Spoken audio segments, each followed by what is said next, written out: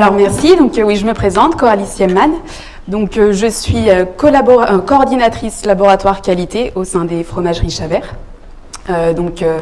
En fait ma mission c'est finalement de faire le lien entre l'équipe qualité et les techniciennes de laboratoire pour pouvoir un petit peu mettre en place des nouvelles techniques d'analyse, suivre les nouveaux plans de contrôle et suivre la mise en place de ces plans de contrôle au laboratoire.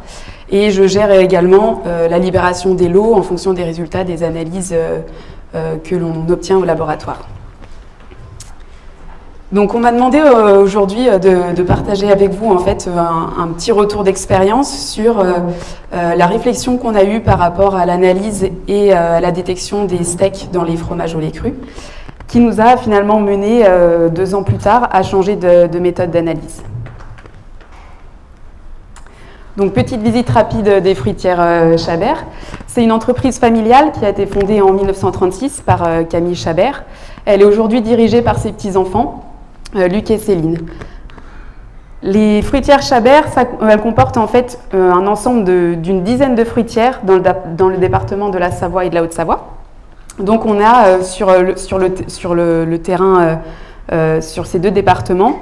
On a ici Annecy, par exemple. Voilà, on est tout autour de ce département-là, Savoie-Haute-Savoie, où on va avoir un ensemble de fruitières qui, en fait, vont avoir un lieu qui va dépendre des appellations AOP des fromages.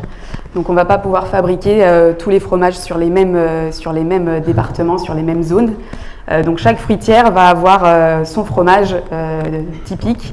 Et ça va permettre en fait de pouvoir offrir une diversité de produits. Donc on a des fromages au lait cru et des fromages pasteurisés. Parmi les fromages au lait cru, on a les reblochons, la raclette, l'emmental, gruyère, tome et abondance. Et on a aussi quelques fromages pasteurisés au sein des fromageries Chabert, les flocons, les vacherins qui ressemblent un petit peu au Mont d'Or, et puis des tomates de Savoie. Donc ça nous permet aussi de pouvoir diversifier l'offre et répondre à une certaine demande aussi de produits pasteurisés par rapport au fromage au lait cru. On arrive en fait dans un contexte où on a un problème entre le goût des fromages au lait cru et le risque sanitaire. Les fromages au lait cru, aujourd'hui, ils ont un goût unique, un goût typique, qu'on retrouve grâce en fait, à la richesse des bactéries qui sont dans le lait cru et au fait qu'on ne dénature pas du tout ce lait. Donc on va aussi bien évidemment avoir le savoir-faire, la fabrication du fromage, mais on a aussi cet aspect de richesse bactérienne dans le lait cru qui nous apporte toute cette diversité et qui va avoir un effet sur le goût du fromage.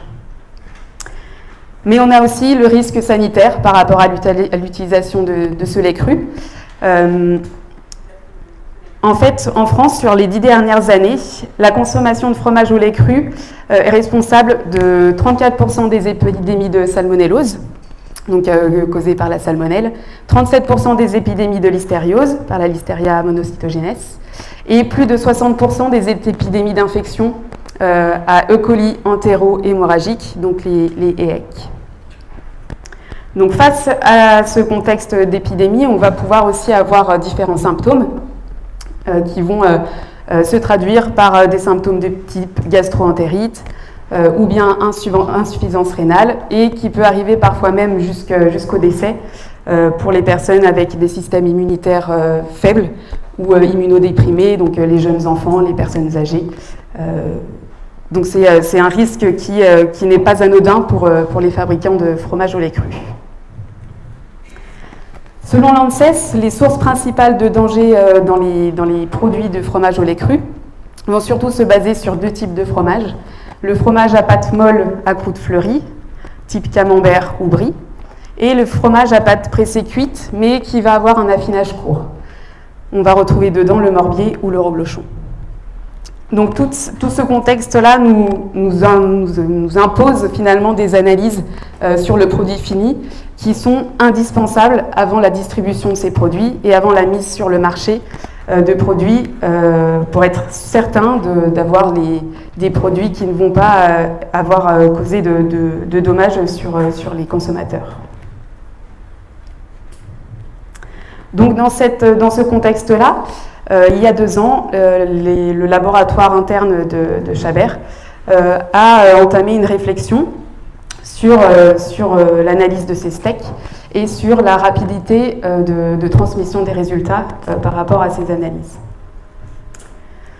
Ce qu'il faut savoir, c'est que le laboratoire interne de Chabert, en fait, il n'est situé que sur le site de Vallières, donc entouré en rouge sur le site de fabrication des emmentales, mais que tous les échantillons de toutes les autres fruitières sont acheminés jusqu'à ce laboratoire. Nous n'avons qu'un seul laboratoire pour les 10 fruitières des entreprises Chabert. Ce qui ajoute au problème l'acheminement des échantillons et la rapidité de transmission des résultats. L'équipe qualité laboratoire, elle est composée d'un directeur QHSE, une responsable qualité, 2 assistantes laboratoire, une coordinatrice laboratoire, donc moi-même, et puis 3 techniciennes de laboratoire à temps plein et un alternant. En termes de nombre d'analyses pour les entreprises Chabert, on a historiquement un nombre d'analyses très élevé en salmonelle et en listeria, qui se stabilise généralement au cours des années. Pour les steaks, les analyses ont commencé l'année 2018 au sein des fruitières Chabert. Et chaque année, on a une augmentation de ces analyses. Ces analyses tendent à augmenter et je pense que ce sera encore le cas pour les prochaines années à venir, avec le renforcement des plans de contrôle au fur et à mesure des années. Petit rappel du coup juste de ce qu'est un steak. Donc on a les Escherichia coli producteurs de chiliatoxine. Donc comment elles vont déclencher une réaction négative chez un être humain. Donc elle doit tout d'abord être ingérée, des bactéries vivantes doivent être ingérées par la personne. Cette bactérie va nécessiter de coloniser le côlon, donc de pouvoir adhérer à la surface du côlon. Ce facteur d'adhésion en fait est codé par le gène EAE. Et puis, une fois qu'elle aura colonisé ce côlon, elle va avoir la capacité de produire une toxine, la chigatoxine, qui est codée par le gène STX. Et c'est cette chigatoxine-là qui va générer des lésions au niveau cellulaire et qui va pouvoir engendrer une réaction hémorragique chez le patient. Donc, en résumé, pour avoir un steak qui va être pathogène, on va avoir besoin que cette bactérie comporte le gène EAE, le gène STX et également toute une variété de sérogroupes de type virulent, les O26, O157, O111, O145 et j'en ai oublié un, je ne sais plus lequel. Donc voilà, on va être dans cette zone ici où il nous faut tous ces éléments pour pouvoir être en présence d'un steak pathogène. Donc au laboratoire, on analyse du coup ces trois composants, le gène EAE, le gène STX et le sérogroupe de virulence. En général, ces échantillons, quand ils arrivent au laboratoire Chabert, on les reçoit entre J+2 et J+5 après la fabrication. Donc ces analyses au laboratoire, elles sont effectuées 2 à 5 jours après la fabrication du produit. Comme je vous l'ai expliqué juste avant, on a un souci d'acheminement des produits qui, en fonction des sites, ne vont pas nous arriver systématiquement tous les jours. Donc on va avoir ce souci pour les sites qui sont plus loin que d'autres, d'avoir des camions finalement qui vont arriver peut-être qu'1 à 2 fois par semaine par rapport à d'autres sites où on va pouvoir recevoir les échantillons tous les jours. Donc pour des échantillons et des fromages à affinage court, on va avoir un souci par rapport à ce délai de transmission des échantillons. Même si finalement l'analyse de steak en elle-même est assez rapide, on a un résultat en 24 heures si nous avons un résultat conforme. On a, si en cas de suspicion de positif, on envoie nos échantillons pour confirmation dans un laboratoire externe et le temps d'envoi, de retour du résultat, et puis nous de retransmission du résultat vers le site, on a facilement entre 5 jours à 7 jours de délai pour retransmettre nos résultats. Donc c'est cette attente-là d'une semaine pour des fromages à affinage court est vraiment un souci dans la gestion de notre logistique. Donc cette attente, elle a un impact sur la production en termes de stockage. En attendant d'avoir ces résultats de suspicion positive ou non, qu'est-ce qu'on fait du produit? Il est bloqué sur le site. En attendant, il prend de la place dans nos caves. Nos caves ne sont pas immenses. On a besoin de gérer le flux, la production s'effectue tous les jours. Donc il faut vraiment pouvoir assurer la place dans les caves. Donc on a ce souci de stockage. On a aussi un souci de main-d'œuvre en attendant d'avoir ces résultats par rapport à l'optimisation du temps.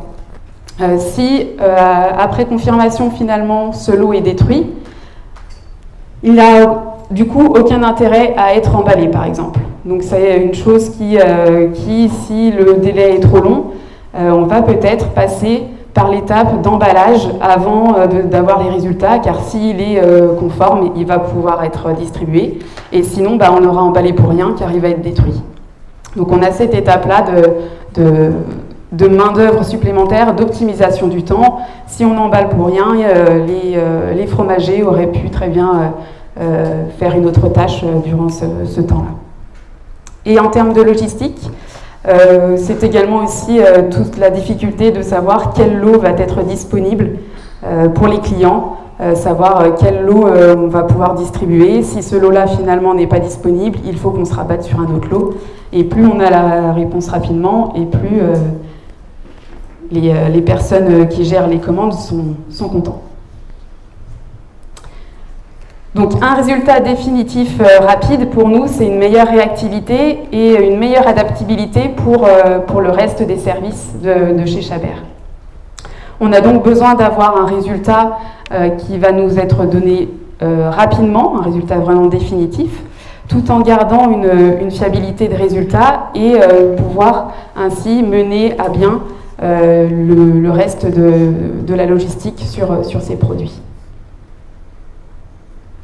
Donc l'objectif en fait de notre réflexion, suite à ces différents défis pour l'entreprise, c'est d'améliorer la réactivité du laboratoire tout en gardant des résultats toujours aussi fiables.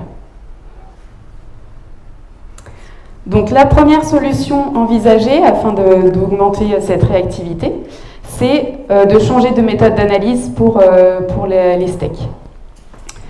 Au laboratoire Chabert, de 2018 à 2021, on avait en place une méthode de détection d'immunocapture suivie de PCR. À l'été 2021, on est passé à une phase de test où on a testé en doublon une méthode combinant la concentration immunomagnétique avec une PCR en temps réel. Donc pendant tout cet été 2021, tous nos échantillons qu'on recevait en routine, on les a testés sur notre méthode qui était déjà en place et puis sur la nouvelle méthode possiblement envisagée pour la suite des analyses. On a testé plus de 300 échantillons en doublon sur ces deux méthodes. Suite à cette phase de test, on est finalement passé en janvier 2022 à une mise en service complète de la méthode IMS plus PCR, qui du coup a remplacé notre méthode que l'on avait jusqu'à maintenant au laboratoire.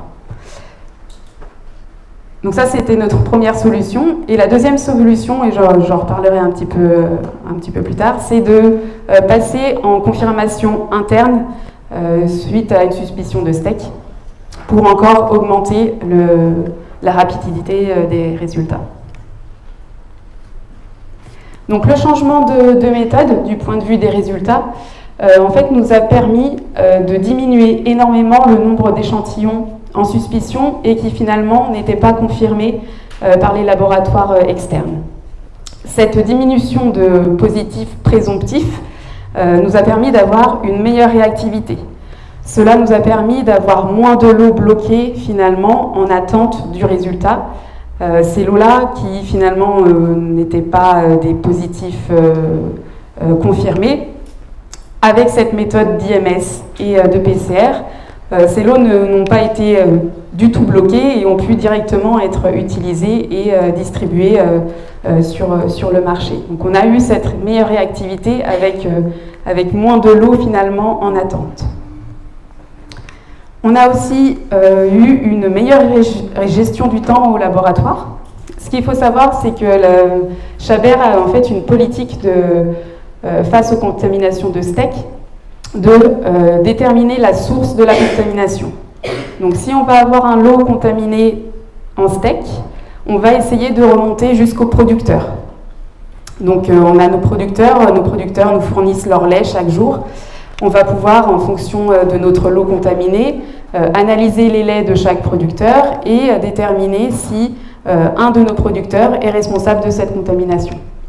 Si on trouve un producteur, on a un service collecte qui va en fait agir chez le producteur, vérifier l'hygiène de traite, etc. pour avoir en fait moins de casse au final dans les fromages et éviter que la contamination ne se poursuive. Dans le cas finalement où on a des positifs présomptifs, au laboratoire, on n'attendait pas forcément d'avoir la confirmation du laboratoire pour lancer la suite des analyses. Donc dès qu'on avait un positif présomptif, nous, derrière, on lance directement la recherche des producteurs. Avec moins de positifs présomptifs, on a diminué grandement cette relance d'analyse qui nous a fait énormément gagner de temps au laboratoire. Du point de vue humain, justement, on a moins de lassitude au sein de l'équipe du laboratoire de relancer des analyses quand on sait qu'on ne va rien trouver derrière. Donc du coup, voilà, il y a eu ce petit changement-là, ce petit déclic finalement, où ça nous a permis on sait que là, on a un positif et en suspicion, on relance quelque chose, il y a de grandes chances qu'on va trouver un producteur derrière. Ce qui n'était pas forcément le cas il y a 2 ans où on le relançait énormément d'échantillons pour rien. Par contre, en termes de résultats et de changement de méthode, qu'est-ce qui a pu un petit peu bloquer à certains moments ? C'est le nombre d'échantillons que l'on peut possiblement analyser avec la nouvelle méthode. Donc on avait une PCR de 2018 à 2021 où on pouvait analyser jusqu'à 96 échantillons. Et là, on a une limite de 36 échantillons par rotor pour les steaks. Ce qui implique soit d'avoir un grand nombre de rotors, soit d'enchaîner les tours dans la journée, ce qui veut dire un résultat tardif dans la journée si on doit en lancer plusieurs à la suite. Ensuite, sachant que du coup on a quand même relancé moins d'échantillons chaque jour, donc ça compense un petit peu, mais voilà, la limite des 36 échantillons peut être un frein. La méthode aussi comporte énormément d'étapes par rapport à celle qu'on avait l'habitude d'utiliser auparavant. Donc c'est un grand changement, il faut réorganiser le temps au laboratoire et il faut pouvoir appréhender toutes ces étapes de la nouvelle manipulation. Du point de vue humain, on a eu de la difficulté quand même à faire changer les habitudes d'un laboratoire, donc il faut de nouveaux équipements, une nouvelle organisation, les temps d'incubation ne sont pas forcément les mêmes, les durées, les températures, donc voilà, il y a tout un équipement à renouveler ou à changer, à éventuellement modifier des étuves qui à l'habitude servait à peut-être 37 degrés, il est passé à 41,5, mais du coup on en met une autre à 37, voilà, de pouvoir un petit peu tout changer l'organisation du laboratoire. Donc c'était un challenge pour toute l'équipe du laboratoire. Après, l'équipe du laboratoire étant assez jeune, assez nouvelle, finalement, il y avait peu de personnes avec une large expérience sur l'ancienne méthode. Donc ça a été facile finalement de pouvoir changer de méthode à ce niveau-là. La solution numéro 2 pour pouvoir gagner en réactivité, c'était de mettre en place la confirmation en interne. En fait, comme je vous l'ai dit, quand on envoie en laboratoire externe, on a cette perte de 5 à 7 jours pour avoir un résultat. Et avec cette méthode d'IMS plus PCR, on a une confirmation simplifiée à partir de l'immunocapture qui a donné le résultat de la PCR et qui va pouvoir nous donner des résultats fiables en 24 à 48 heures. Donc on a cette capacité-là maintenant de pouvoir gérer nos propres confirmations. Ça nous a du coup apporté du point de vue résultat une rapidité d'action et de décision. Donc on sait beaucoup plus rapidement si on peut libérer ou non nos lots. On a aussi eu par rapport aux confirmations un gain économique significatif. Pour l'année 2022, pour les entreprises Chabert, les confirmations externes, c'est plus de 20 000 € de budget. Donc pour une entreprise comme Chabert, c'est énorme. Par contre, ça demande un investissement en matériel aussi et en boîte de pétri supplémentaire, en temps surtout. Voilà, c'est une manipulation supplémentaire à intégrer dans la routine du laboratoire. Donc il faut pouvoir gérer ça.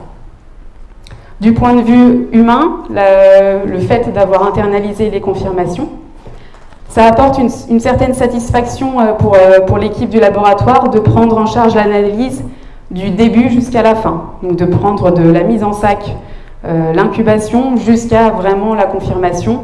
On a ressenti une réelle satisfaction de pouvoir faire ça et de ne pas avoir juste une partie et puis après l'autre partie par ailleurs et puis on attend d'avoir le résultat. Par contre, ça engendre aussi une plus grande responsabilité pour l'équipe et certaines personnes peuvent avoir un petit peu peur de ça. En conclusion, le changement en fait, de méthode dans nos laboratoires nous a permis d'avoir une meilleure réactivité, c'est certain, mais ça nous a demandé un investissement important en énergie et en temps. Donc c'est quelque chose qui est encore actuel pour le moment. Donc on est passé avec la nouvelle méthode en janvier 2022, donc maintenant ça va faire presque 1 an et demi, et les confirmations depuis ce début d'année. Donc on est encore en phase d'adaptation, de mise en routine de la méthode et en formation pour les confirmations. Donc merci, mais n'hésitez pas encore à manger du reblochon.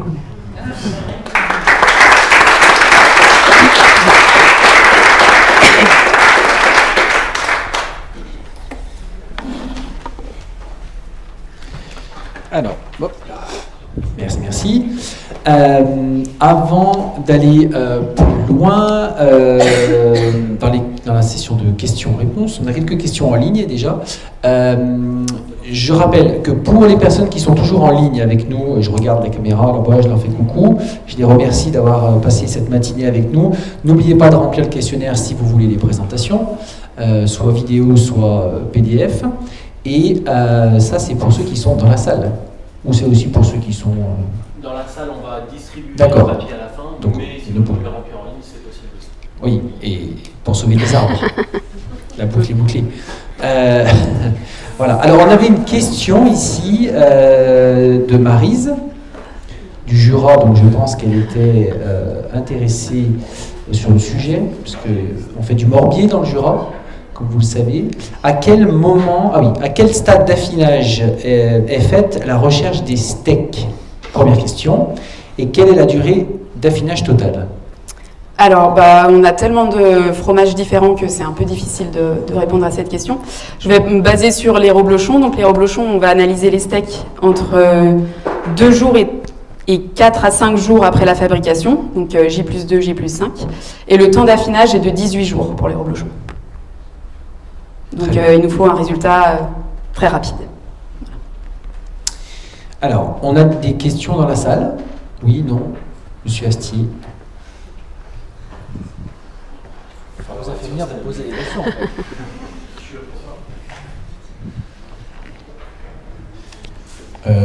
Bonjour. Vous avez mis donc là avec satisfaction, vous maîtrisez la méthode de A à Z. Donc vous avez la présomption et la confirmation en fait. Quid du nombre de discordances là depuis que vous mettez la méthode en place de A à Z? Alors Qu'est-ce que vous faites derrière? On a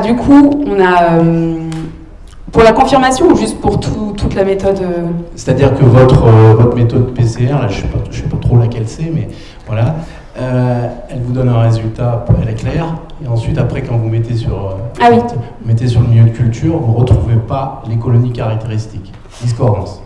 Alors, on a actuellement 70% de confirmation positive sur nos échantillons. Donc, de la première étape jusqu'à la confirmation. On a cette étape, ce pourcentage-là où on arrive à 70% de confirmation. Sachant que quand on avait testé, donc à l'été 2021, les deux méthodes, donc on testait la détection de STX EAE, le sérogroupe, et puis on envoyait en confirmation tous les échantillons. On avait un pourcentage avec l'ancienne méthode de 10% de confirmés. Donc on a énormément diminué les positifs présomptifs en termes de confirmation. Et après, on a nous-mêmes, du coup, fait la même étape avec les confirmations. On a fait un doublon avec des laboratoires externes où on en confirmait finalement plus nous que le laboratoire externe. Donc au pire des cas, même si finalement on confirme quelque chose, enfin il n'y a pas de raison qu'on confirme si c'était pas présent. Donc il y a cette espèce d'envoi en plus où on perd un peu de temps quand on envoie au laboratoire externe. Donc on a cette réactivité en plus qui nous permet de pouvoir plus vite libérer ou non un lot. Oui, et pour lever un doute, si le doute existait encore, la méthode dont elle parle, c'est GDS, bien entendu, de Merck. Il n'aurait pas pu en être autrement. Non. Voilà. On l'analysera avant quand même. Je ne suis pas sûr, je vais compléter ma question. Je vais poursuivre ma question. Oui. Je n'ai pas besoin de vous. Pour les personnes, on fait quoi? Parce qu'il y a un intérêt sanitaire quand même sur ces 30%. Qu'est-ce que vous faites? Donc vous les mettez à la fonte Alors on a plusieurs voies possibles pour nos produits. Et dans ce cas-là, après, ça part soit directement pour faire des produits qui, on va dire, ne présentent pas de risque et sont chauffés et vont pouvoir partir en plat cuisiné, par exemple, ou ce genre de choses où ils ont été pré-transformés et du coup, il n'y a plus de risque d'avoir des steaks à l'intérieur. Oui, et donc, dernier... Pardon. Non, peut-être aussi préciser, parce que là vous parlez beaucoup des produits finis, mais ça ressort pas dans la présentation, mais il y a beaucoup de contrôle d'environnement aussi, de filtres à lait, de choses qui sont... J'allais revenir là-dessus justement sur votre enquête, là, quand vous trouvez des positifs, vous essayez de remonter jusqu'au producteur. Oui. Et donc en fait, qu'est-ce qui se passe? Pourquoi il a des steaks?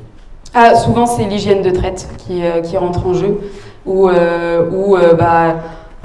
Quand il traite, il y a encore de la bouse au niveau des pieds. Enfin voilà, en général, ça remonte à l'hygiène de traite du producteur qui est plus ou moins veille bien à ce que l'hygiène soit impeccable.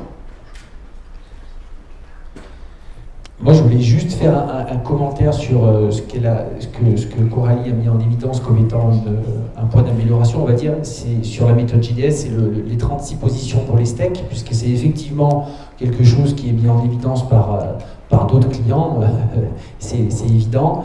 Il faut savoir que l'évolution de la volumétrie d'analyse est exponentielle sur les dernières années. Donc, si on regarde 5 ou 6 ans en arrière, les gros laboratoires faisaient peut-être 5000, 6000 tests par an. Aujourd'hui, on voit des laboratoires à 10, 15, 20, 25 000. Donc, effectivement, on doit aussi faire adapter notre méthode. Donc, on a la possibilité avec GDS de monter sur un rotor à 72 positions. Donc ça, c'est un projet qu'on a pour justement donner plus de fluidité au laboratoire. Mais on a aussi été un peu surpris de l'explosion du volume analytique, honnêtement, et c'est vraiment un germe qui... alors c'est des filières particulières, hein, c'est pas du tout venant, c'est pas sur du produit, du ready to eat, c'est pas sur des sandwichs qu'on fait ça, mais On le retrouve maintenant de plus en plus. La farine, on nous parle de plus en plus de ça, les végétaux. Donc, c'est des points qu'il faut qu'on maîtrise aussi. A-t-on d'autres questions? Oui, toujours.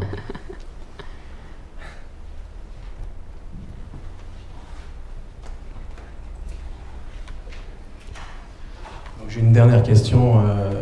Vous faites beaucoup d'analyses de Listeria et de Salmonelle aussi. Vous utilisez la PCR Assurance GDS aussi? Pas pour les deux, non. Pour Salmo, oui, on utilise GDS. Et pour la Listeria, on est au Vidas, analyse Vidas de chez Biomercure. C'est pas grave. Alors, ma grand-mère aurait dit ne jamais mettre tous ses œufs dans le même panier. Voilà. Donc ce sera la conclusion. De toute façon, s'il y a encore d'autres questions. Est-ce qu'on a d'autres questions ici dans la salle? Non? Non? Donc on va pouvoir clôturer cette matinée. On peut applaudir Coralie. Merci pour cette présentation.